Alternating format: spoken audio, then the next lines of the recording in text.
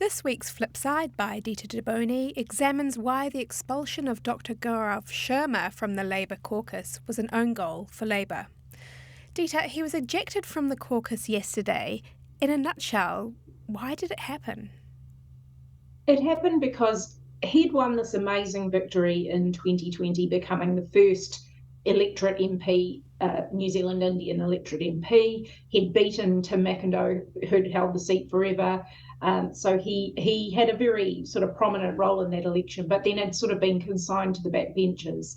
In the meantime, had happened a kind of an investigation into the staffing practices in his office, which the Labour Party were trying to keep on the down low for a year, obviously, and had not managed particularly well, or at least had not resolved it. And so he went to the media. He wrote a op-ed for the New Zealand Herald, and that was about a week and a half ago or so, and that just blew everything wide open. And because he'd done that, he'd breached party protocol, and his colleagues voted to expel him yesterday. What is it that he is alleged to have done? Well, one woman has come forward to talk to staff. She was not named.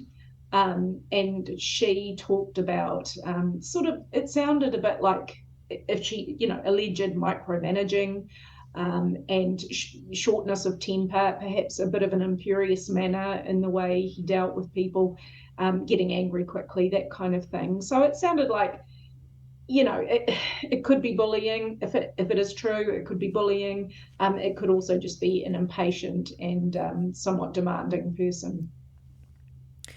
You say in the column that it was both a personal annoyance and a political blow to Jacinda Ardern.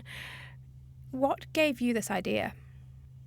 It's just that every time Jacinda Ardern's talked about it, I notice her jaw kind of sets into an angry kind of growl about it. So it's obviously something that really irritates her. I think I say in there that she looks like she wants to yeet him into the sun every time his name is mentioned.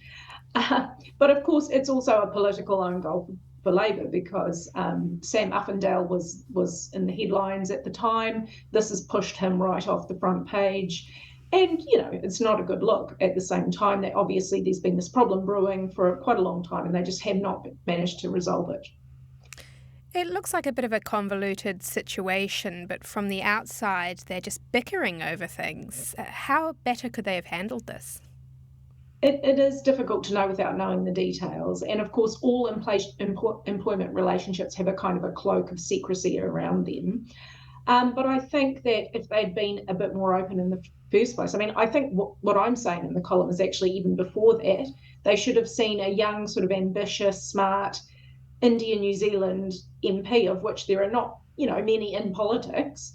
There are many, but not many in politics, and sort of nurtured him up the chain a bit. He had an amazing victory, and he had a great platform, and a great, he had great possibilities and options. And I think they've just squandered his success there a bit, and it's very unfortunate. It's wrong because, the Indian New Zealand population is growing very fast. Sorry, the New Zealand Indian population is growing very fast. And there's just not the political representation there, I don't think. What are the ramifications of this issue for political diversity? Well, on the one hand, it actually lowers diversity because he's out. So likely, I don't know if another New Zealand Indian MP would fill his spot. I'm not sure, but, seems likely, possibly not.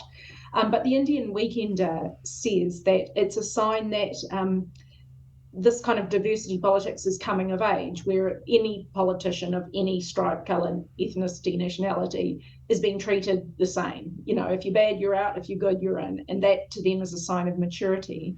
But I do think, yes, there are certain things you've got to consider in politics, and this just hasn't been considered properly. And I think it's going to look bad for Labour, even if it is his fault and he turns out to be the bully. I just think it's been handled badly, and so that is a shame.